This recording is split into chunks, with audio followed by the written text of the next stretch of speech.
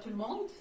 Dans cette vidéo, nous allons voir le troisième module, étude d'un conte fantastique qui s'intitule La légende de l'homme à la cervelle d'or de son écrivain Alphonse Daudet.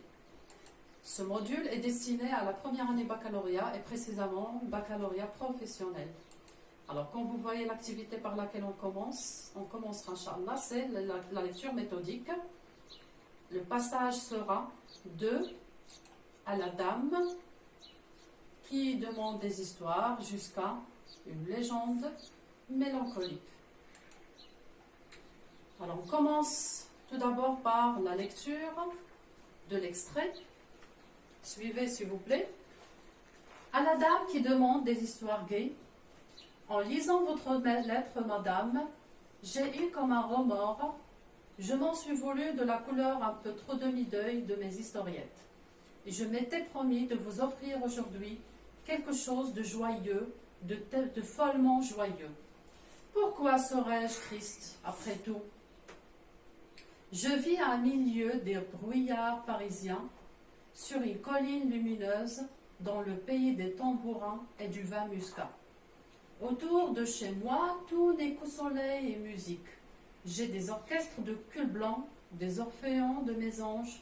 Le matin, les courlis qui font courlis, à midi, les cigales, puis les pâtres qui jouent du fifre et les belles filles brunes qu'on entend rire dans les vignes.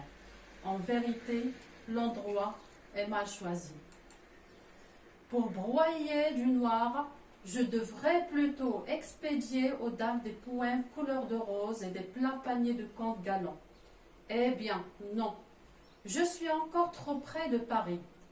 Tous les jours, jusque dans mes pains, il m'envoie des éclaboussures de ses tristesses. À l'heure même où j'écris ces lignes, je viens d'apprendre la mort misérable du pauvre Charles Barbara, et mon moulin en est tout en deuil. Adieu les courlis et les cigales, je n'ai plus le cœur à rien de gai.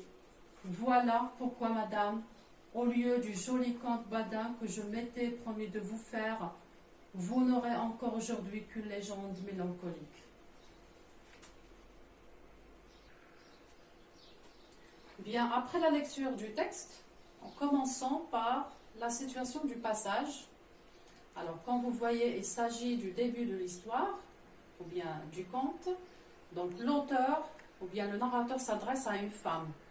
Et déjà, l'expression à une dame, à la dame, montre déjà cette information. Après avoir situé le texte, nous allons passer à l'identification. Bien sûr, on commence par le genre. Il s'agit d'un conte fantastique. Le type et les narratifs descriptifs. Le personnage ou les personnages, il s'agit de l'auteur et une femme, ou bien une dame. Le lieu, c'est Paris, puisque nous avons des indices de lieu Paris dans le texte. Alors, l'hypothèse de lecture qu'on peut émettre, quels sont les indices de la lettre dans le texte? Quels sont les indices de la lettre dans le texte, ou bien du genre épistolaire dans le texte? Alors, comme vous voyez, nous avons comme premier axe les indices de la lettre dans ce passage sont. Donc, l'écrivain s'adresse à une dame, ou bien à une femme qui demande des histoires gaies, ou bien des histoires heureuses. Les indices qui montrent sont les pronoms possessifs, à savoir les adjectifs possessifs, les pronoms réfléchis, etc.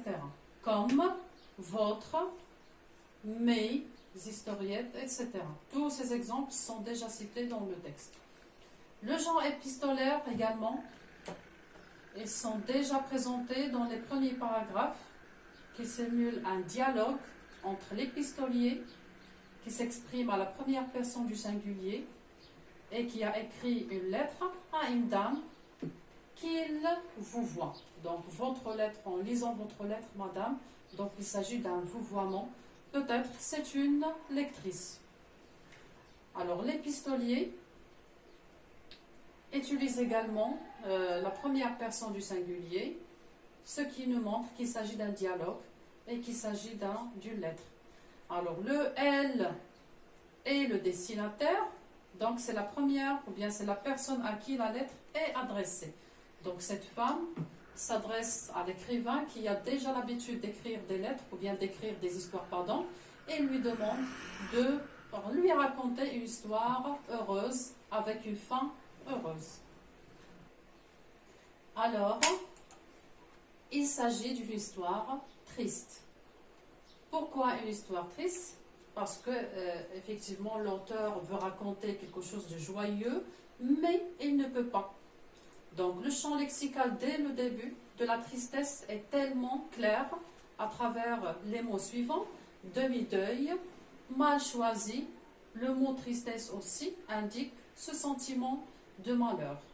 Alors, dans cette lettre, l'épistolier exprime ses sentiments et les faire connaître à sa destinataire, bien sûr pour la préparer à une histoire qui n'est pas tout à fait gaie, mais à une histoire triste.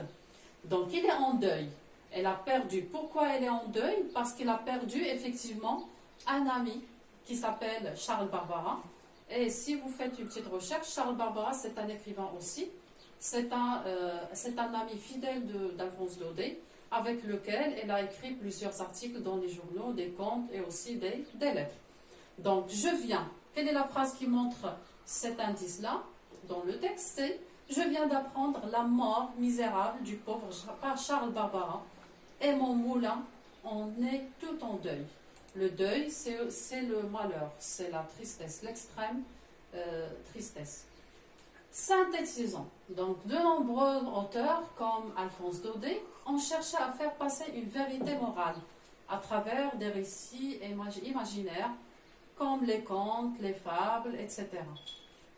Mais dans la légende de l'homme à la cervelle d'or d'Alphonse Daudet, c'est une lettre, ou bien c'est un extrait des lettres de Montmoulin, qui est bien sûr un recueil destiné ou bien publié en 1866, et qui est bien sûr d'Alphonse Daudet. Elle a écrit une lettre à une dame pour lui raconter cette légende qui est tout à fait malheureuse, avec une fin bien sûr malheureuse, mais qui donne une leçon de morale très incontournable. Et voilà, on se verra à la prochaine pour un nouveau extrait, toujours de notre conte, La légende de l'homme à la cervelle d'or. À la prochaine.